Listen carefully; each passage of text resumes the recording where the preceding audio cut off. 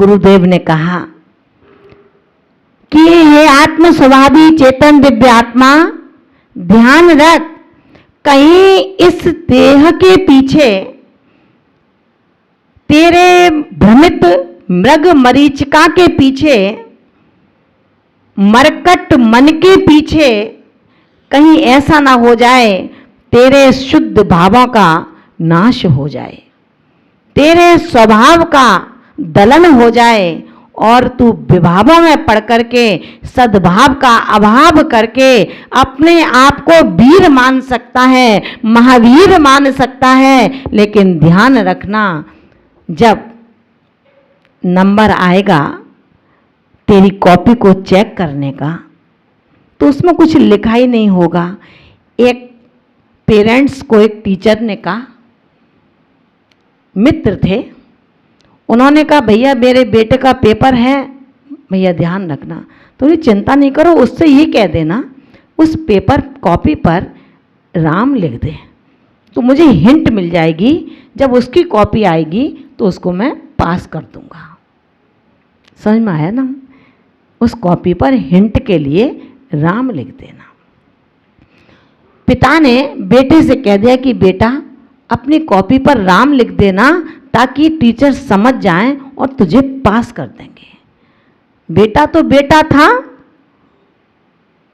शैतान किस्म का, पढ़ना है नहीं, लिखना है नहीं, बस पिता की शौर्य पर, पिता के सम्मान पर ऐश करो, गुरु के नाम पर अपनी मनमानी करो। उसने कहा कि ठीक है राम लिख दूंगा, अब क्या है, अपना पक्का रिजल्ट है कि अपन तो पास होंगे। हो गए पास। उसने क्या किया, पेपर आया, पेपर देखा और पूरी कॉपी पर राम राम राम राम लिख दिया। रिजल्ट आया तो फेल का फेल रहा। मित्र ने कहा मास्टर साहब क्या हुआ, आपने कहा था बच्चा पास हो जाएगा। तो उसने कहा मित्र ध्यान तो रखो, मैंने कहा था एक कॉपी पर कहीं राम लिख देना तुम्हें हिंट मिल जाएगी। उसने तो राम के अलावा कुछ लिखा ही नहीं है। केवल राम को पास थोड़ी किया जाता है, वो राम भगवान थे जो पास हुए, ये राम भगवान थोड़े ही है। ध्यान रखना, ध्यान रखना महान भावों, पीड़ा चिंतन में कहीं मेरा देही विगलित ना हो जाए, मेरे देही का डिमोशन ना हो जाए, निम्न स्थिति में ना आ जाए। आचार्य भगवान कहते हैं देह के पीछे निर्मल अतुलित बलशाली ज्ञानानंद स्वभावी देही की वंचना मत कर, मत वंचक बन, मत ठग अपने इस भयरूपीय स्वभाव को से अपने चैतन को। तू गुरु को नहीं ठग रहा, तू मित्र को नहीं ठग रहा, तू गुरुकुल को नहीं ठग रहा, पर ठग रहा है तो सिर्फ अपने जीव द्रव्य के साथ तू इतना वंचना कर रहा है। इसका परिणाम रे साधु तुझे ही भोगना होगा। बाल वृद्ध युवा ये अवस्थाएं इस तन की हैं, चेतन की नहीं है। चेतन ना बाल होता है, ना युवा होता है और ना वृद्ध होता है। यही कारण है जब चेतन बाल वृद्ध युवा नहीं होता, यही कारण है कि 8 वर्ष के बाद बच्चा केवल ज्ञान की पात्रता के योग्य हो जाया करता है। उसके शरीर को मत देखो, वो तो चेतन की अवस्था नहीं है, पुद्गल की अवस्था है कि बच्चा 8 वर्ष का है। चेतन कितने वर्ष का है ये विचार करो। क्योंकि आचार्य भगवंत कहते हैं जो छोटी उम्र में किया जा सकता है वो युवा अवस्था में नहीं किया जा सकता, जो युवा अवस्था में किया जा सकता है वो अधेड़ अवस्था में नहीं किया जा सकता, और जो अधेड़ में किया जा सकता है वो वृद्ध अवस्था में नहीं किया जा सकता। इसलिए शरीर की विभिन्न दशा को देखकर, भिन्न भिन्न दशा को देखकर रे साधु हर्ष विषाद मत कर, मत पर मत कर पीड़ा चिंतन, मत देख पीड़ा की ओर, कर ले कि तेरा स्वभाव है रोने का, तो चल आज देखता हूं पूरी सामायिक एक आसन से करूंगा। कर, तू मेरे साथ कर क्या सकता है? ना पैर तोड़ सकता, ना पैर काट सकता, ना कमर को झुका सकता। आज यही संकल्प लेकर के बैठूंगा कि महामंत्र नमोकार की एक माला अपने एक आसन से पूरी करूंगा। रे साधु, कभी परीक्षा भी तो किया करो अपने अतुलित बलशाली इस देही की, कि कितना देही उसको कुछ भी नहीं देते हो, रात दिन देह में लगे हो, वंचक प्रवृत्ति में समय जाता है। कभी ये भी तो सोचो, इस देह को भी कभी वंचना कर लूं तो तुम बहुत बड़े वैज्ञानिक बन जाओगे। आचार्य भगवंत कहते हैं, ध्यान रख लेना हे देही, देह नहीं विदेह तेरा स्वरूप है। देह नहीं विदेह तेरा स्वरूप है, साधन नहीं साधना तेरा रूप है। तू साधन मत ढूंढ, पंखा नहीं है, टेबल नहीं है, पेन नहीं है, ग्रंथ नहीं है, माला नहीं है, ये साधन है, ये साध्य नहीं है। साध्य कुछ है तो तेरे परिणाम तेरे साध्य हैं। उन परिणामों को शुद्ध बनाने की कोशिश कर। अगर कहीं गलती से तेरी पुस्तक को कोई दूसरा साधु ले लेता है, वापस नहीं कर पाया, तो परिणामों को विगलित न कर, विचार कर कि कोई बात नहीं, ग्रंथ नहीं है तो ग्रंथियों को खोल लो। ग्रंथ नहीं है तो ग्रंथियों को क्यों नहीं खोल सकते? जब ग्रंथि दूसरे लोग खोलते हैं मेरी उस अर्थी पर जिसमें आग लगाने चल रहे हैं, तब भी तो गांठों को खुलवाते हो, तब नहीं कहते मेरी गांठों को मत खोलो। तो जब दूसरे कोई गांठों को खोल सकता है, रे चेतन, अपनी ग्रंथियों को ग्रंथ के अभाव में तू ग्रंथि को मजबूत मत कर, वरन आज मैं अपनी ग्रंथियों को ही खोल लेता हूं। खोल ले अपनी ग्रंथियों को, तोड़ दे मन के उस कुंडी को जो अभी तक नहीं खुल पाई है। गुरु ने प्यार से समझाया है, दंड दे के समझाया है, संबोधन दे दिया, मत भाग हे साधु बेटा, मत भाग। इन ग्रंथों से भागकर अगर तू कहाँ जाएगा? क्या तुझे निर्ग्रंथ नहीं बनना? एक साड़ी को भी उतारना है, क्या नहीं उतारना? विचार करना। हे साम्य समणी, विचार करो, इस साड़ी को उतारना है। कब उतरेगी हे प्रभु ये साड़ी? जब जो आज उपचार से महाव्रत हैं, मैं साक्षात महाव्रतों की अवधारणी कब बनूंगी? मेरी आत्मा जब पुरुष की देह को प्राप्त कर लेगा, और पुरुष की देह को प्राप्त करने के लिए पता है क्या चाहिए? मनस एकम वचस एकम कर्म एकम महात्मना। जिसका मन एक है, जिसका वचन एक है और जिसका कर्म एक है। मनस्य अन्यत वचन अन्यत कर्म अन्यत दुरात्मना। जिसका मन दूसरा है, वचन दूसरा है, क्रिया दूसरी है, वो दुरात्मा होता है, दुष्टात्मा होता है। इसलिए हम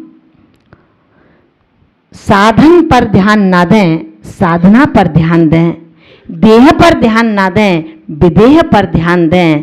हम रूप पर ध्यान ना दें, हम स्वरूप पर ध्यान दें। गरुड़ पर ध्यान ना दें, गुरु पर ध्यान दें।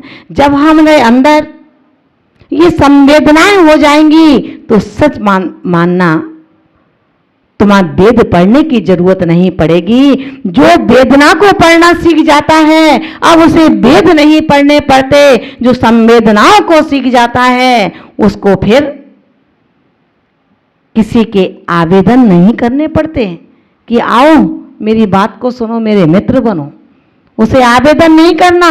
जो संवेदन से भर जाता है, जो वेदना को पढ़ना सीख जाता है उसके वेद दूर हो जाते हैं, और जो संवेदना युक्त हो जाता है उसे मित्र के लिए आवेदन नहीं देने पड़ते, मीटिंग नहीं करनी पड़ती, 4 लोगों की गोष्ठी नहीं करनी पड़ती, झूठी बातें नहीं कहनी पड़ती, स्व की प्रशंसा करने का मौका नहीं मिलता। क्यों? अब वो वेदन करना सीख चुका है। जब तक वेदन नहीं करेगा, सच कहती हूं, आप कभी वेद पुराणों के व्याख्याता नहीं बन सकते हो, और जो बने हो ये तो केवल एक ढोंग है, ढंग नहीं है, बेढंग है। हमें ढंग सीखना है तो केवल वेदना को पढ़ लें। अब प्रश्न उठता है, वेदना किसकी पढ़ें? पड़ोसी की पढ़ें, दुखी की पढ़ें, पीड़ित की पढ़ें, निर्धन की पढ़ें, अज्ञानी की पढ़ें, किसकी वेदना पढ़ें? आचार्य भगवंत कहते हैं, हे साधु शिशु, अभी भी नहीं समझ पाया किसकी वेदना पढ़नी है? पहले स्वयं को जब तक नहीं समझेगा, स्वयं के कष्टों को दूर नहीं करेगा, स्वयं के रोग को दूर नहीं करेगा, स्वयं की पीड़ा को दूर नहीं करेगा, तो तू इतना सामर्थ्यवान कब से हो गया कि अपनी पीड़ा, टांग टूट रही है और दूसरे की टांग को जोड़ने चल रहा है? इतना सामर्थ्यवान कब हो गया? पहले अपने को जोड़ ले। जो तू फटा है उसको सिल ले। काम यही कर ले, जो फटे हैं उनको सिलूंगा, जो सिले हुए हैं उनको तोड़ूंगा नहीं। कैंची नहीं बनना, अपने को सुई बनना है। अब तक मैं जितना फटा हूं उतना मुझे सिलना है।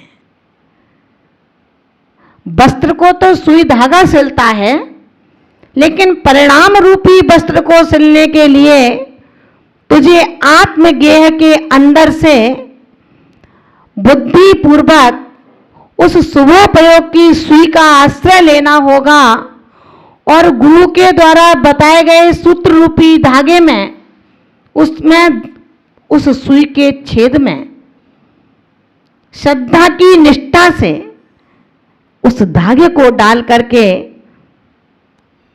अपने परिणाम रूपी चीर को, जो फटा हुआ है, जगह जगह से टूटा हुआ है, उसको सिलना होगा। टूटा किसने, तोड़ा किसने, फाड़ा किसने, इसका आप विचार मत करना, क्योंकि तूने वेदन करना सीख लिया है। जो वेदन करना सीख लेता है फिर विचार नहीं करता। अभी तो हम हल्के हैं। अगर किसी ने 2 शिकायत आके कर दी तो जिसने की है उसकी क्लास ले लेते हो, फिर जो मन में आता है वो बकते हैं हम। आचार्य भगवंत कहते हैं, हे सज्जन आत्मा, मत बक, मत बक। अगर कुछ बकना ही है तो बस विचार ये कर, बक बक के थक चुका हूं। और जब ज़्यादा थक जाएगा तो जो ये माला चल रही है ना, ये माला भी छूट जाएगी। ग्रंथ सामने है, माला हाथ में है, मंत्र मुंह में है, और दृष्टि में क्या है ये मुझे नहीं पता। ये आप लोग जान सकते हैं कि किस में व्यस्त हैं आप। गुरु ने तो ये कहा कि एक योग से एक ही काम होता है, लेकिन मुझे अच्छा लगता है कि इतने योग्य हैं हम लोग, एक योग से 3 in 1 बन जाया करते हैं। बहुत अच्छा है, धन्य हैं हम सभी। आचार्य भगवंत कहते हैं, हे विदेही, हे विदेही, इस देह की अनुरंजित प्रवृत्ति को तू छोड़ दे। शरीर तो रोगों का घर है। तुझे पता है अगर एक रोग का निवारण कर लूँगा तो दूसरा रोग होगा, क्योंकि एक अंगुल में 96 रोग मौजूद हैं। अगर पूर्ण रूपी औषधि का सेवन करते रहे तो हो सकता है 96 रोगों में से किसी रोग का उदय आए और शांति से वेदन करा करके निकल जाए। और यदि मैं उस बानर की तरह उछलता कूदता रहा, कभी इस टहनी पर कभी इस टहनी पर, कभी वो आम तोड़ा कभी वो जामुन तोड़ा, तो क्या पेट भर पाओगे? ध्यान रखना, ज्ञानी आत्मा टहनी टहनी पर विचरण तो करता है, टहनी टहनी पर घूमता तो है, लेकिन उसे मनोमर्कट नहीं कहते हैं, उसे वितर्क शब्द दिया गया। उस विचार के माध्यम से कभी प्रतिमान योग पर जाता है, कभी चरणान योग पर जाता है, कभी कर्णान योग और द्रव्यान योग को समझ करके अपनी आत्मा के परिणामों का शोधन करता है, लेकिन वो उछल कूद नहीं करता मरकट की तरह। अब उसका मन शांत हो गया है, प्रशांत हो गया है, दृष्टि अपने आप में चली गई है। आचार्य भगवंत कहते हैं, इसलिए हे साधो, अब आपको इस देह की उपेक्षा अपनी साधना के लिए साधन के रूप में करनी है। जितना साधना करना है उतना देह रूपी साधन की फिक्र भी करनी है। और ध्यान रखना, आहार ऐसा नहीं है आहार कैसा लेना है, पानी पियाए, रोटी खाए, उस पर घी नहीं लगाया, ऐसा आहार नहीं लेना। युक्ताहारी साधु ही दुख के क्षय करने में समर्थ होता है। युक्ताहारी, युक्ताहारी माने युक्त उपयुक्त आहार। 111वीं कारका में कहते हैं, संयम तब झाण झयण बिणाणये गिणहे पड़ गहणम बज्जद गिणदि भिक्खु न सक्कदे बज्जुदुम दुखम। भिक्खु भिक्षु संयम तप ध्यान झैणम बिणाणये, संयम तप ध्यान अध्ययन विज्ञान के लिए परिग्रहणम प्रतिग्रहण आहार गिणदे ग्रहण करता है। यदि बज्जदे इन कारणों को छोड़कर निग्रहे आहार ग्रहण करता है तो दुखम बज्जदुम, संसार के दुखों को छोड़ने के लिए सक्कदे ना समर्थ नहीं होता है।